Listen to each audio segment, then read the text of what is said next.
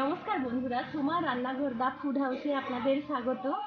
আমি আজকে শীতে নমস্কার বন্ধুরা, সোমা রান্নাঘর দা ফুড হাউসে আপনাদের স্বাগত। শীতকাল এসে গেছে, শীতে তো বিভিন্ন রকমের শাকসবজি পাওয়া যায়, তাই আমি শীতের একটা শাক নিয়ে আপনাদের কাছে হাজির হয়েছি। এই শাকটা কড়াইতে রান্না করব না, তার জন্য আমি পাত্র নিয়েছি টিফিন কেরিয়ায় রান্না করব। রান্নাটা প্রথম থেকে শেষ পর্যন্ত দেখুন, দেখলে বুঝতে পারবেন যে কেমন রান্নাটা করছি। আর যদি ভালো লাগে তাহলে আমার চ্যানেলটাকে সাবস্ক্রাইব করবেন, পাশে থাকা বেল আইকনটা প্রেস করবেন। আর যারা আমার চ্যানেলে আগে থেকে সদস্য হয়ে আছেন তারা অবশ্যই লাইক আর কমেন্ট করবেন।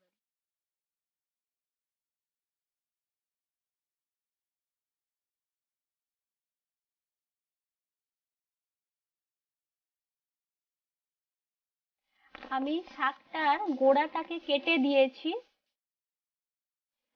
আমি শাকগুলোর গোড়াটাকে কেটে পরিষ্কার জলে ধুয়ে নিয়েছি। গোটাই রেখেছি, এটা একদম নরম শাক তাই আমি গোটা রেখেছি। যদি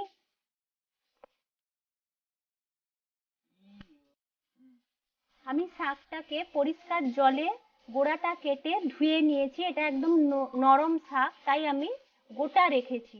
এবার একটা পাত্রে আমি শাকগুলো নিয়ে নেব।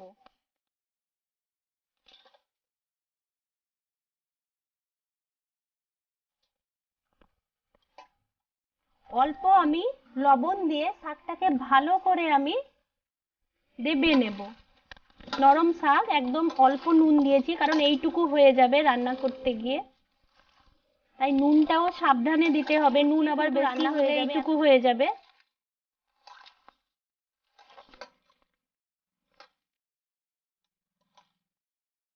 শাকটা কিন্তু খসলা শাক, আজকে আমি খসলা শাকের করছি কৌটো ভাপা। এবার আমি এর মধ্যে অল্প হলুদ দিয়ে দেব।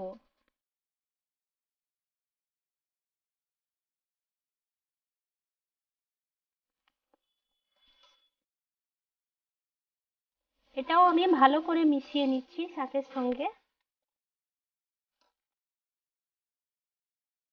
আর দেব সর্ষে বাটা, আমি কালো সর্ষে বেটে নিয়েছি।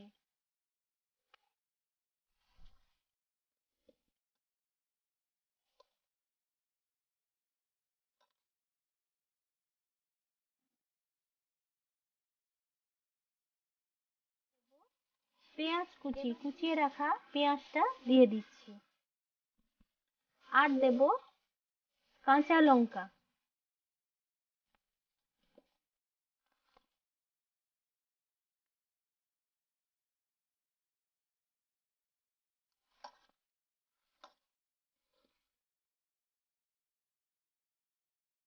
সবশেষে দিচ্ছি সর্ষের তেল।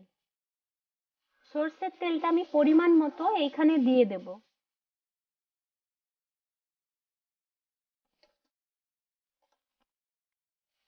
এবার সমস্ত উপকরণ আমি ভালোভাবে মাখিয়ে নেব।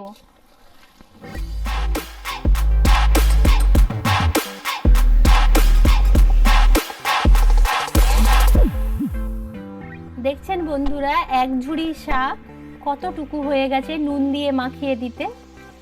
এবার হচ্ছে কৌটোর কাজ। এই কৌটোর মধ্যে আমি পুরো শাকটা ঢুকিয়ে দেব।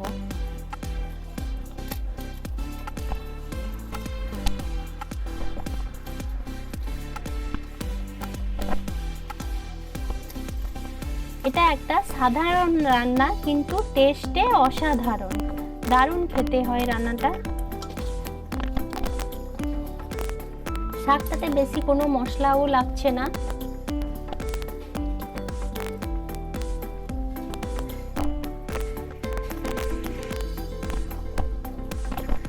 কৌটোর মধ্যে ঢুকিয়ে আমি ঢাকনাটা লাগিয়ে দিচ্ছি।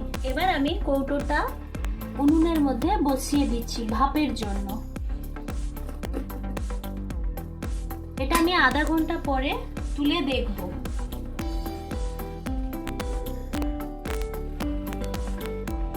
রান্নাটা আশা করি হয়ে গেছে, এবার খুলে দেখার পালা। তো বন্ধুরা, আমি এবার খুলে দেখব। আমি উনুন থেকে কৌটোটা তুলে নিচ্ছি।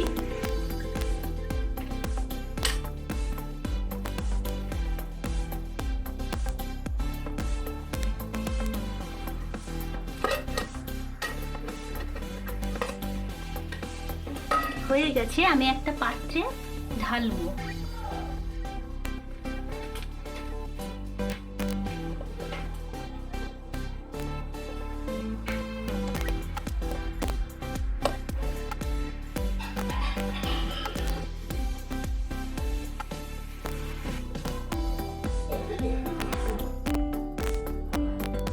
ভাপা দারুণ একটা গন্ধ বেরোচ্ছে। এবার আমি ঢেলে নেব। এটা কৌটোতে দেখাতে পাচ্ছি না ঠিকঠাক।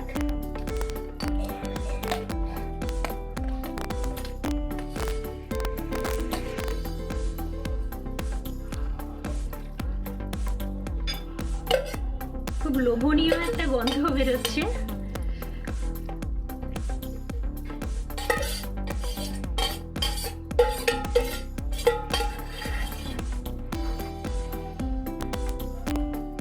যদি আমার এই রান্নাটা ভালো লাগে তাহলে অবশ্যই আমাকে কমেন্ট করবেন।